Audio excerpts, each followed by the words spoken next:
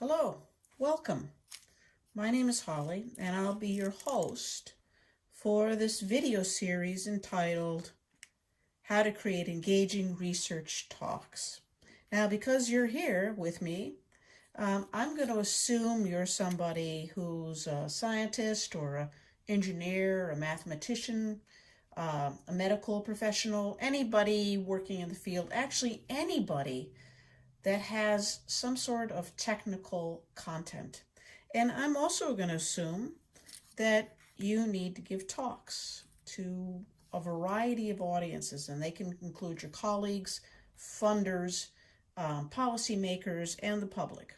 Now, just take a moment, and I'd like you to think about your audience and what you want your audience to get from your talks, the impact you want your talks to have on the audience.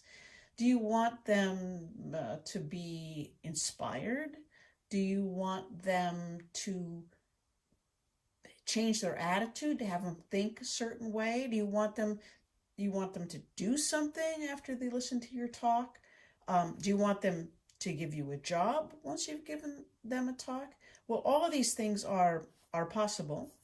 But to do them, the one goal that we really need to have is that they understand your content.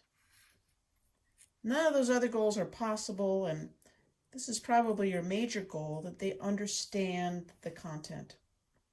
Okay, so normally what people with technical content do is that they gather up everything that they know, and they put it on slides and they show it to their audience.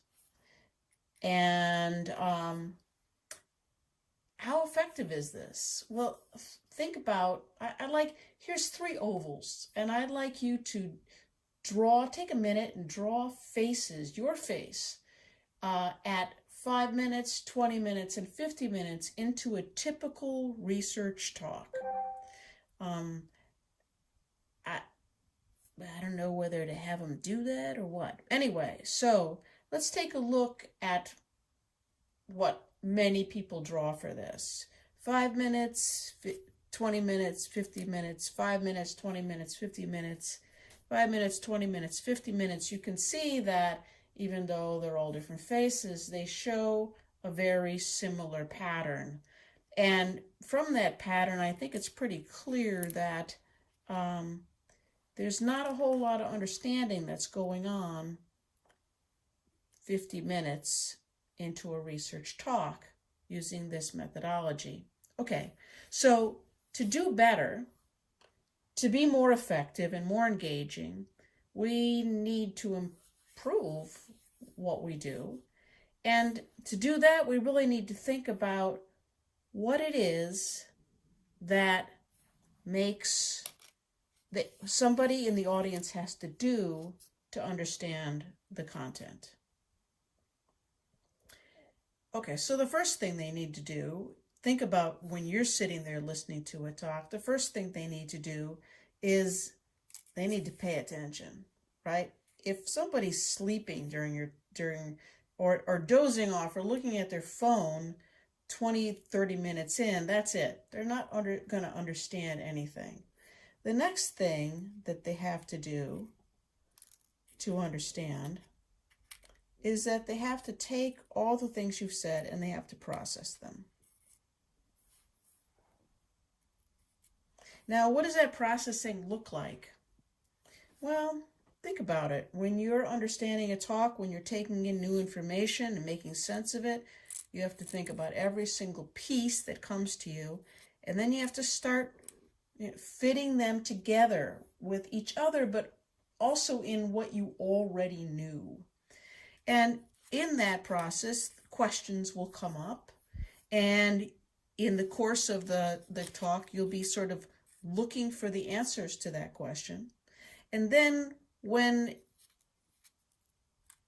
you put it all together, you'll get a big picture. You'll get sort of a tentative knowledge or temporary knowledge. And oftentimes there'll be chances for you to test that knowledge to make sure, yep, you really did get it. Now, this whole process that I've described, it's called learning. It takes a lot of time. It takes a lot of effort. So in order to listen to a talk and understand it and learn, it not only, it also takes people to be motivated, to want to learn, to want to put in that effort. So they have to want to understand.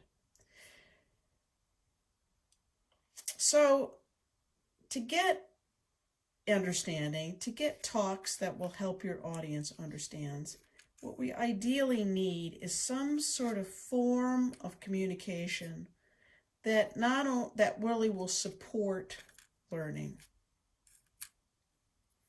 and will give people a reason to want to learn. And fortunately, there is a form of communication like that. It's called story. And in the next videos, in the remaining videos, I'm going to tell you, in the next video, I'm going to tell you how, what story is, how it's constructed, why it's so powerful, and then we'll go on to figure out how we're going to use that in order to make talks more effective and more engaging. I'll see you in the next video.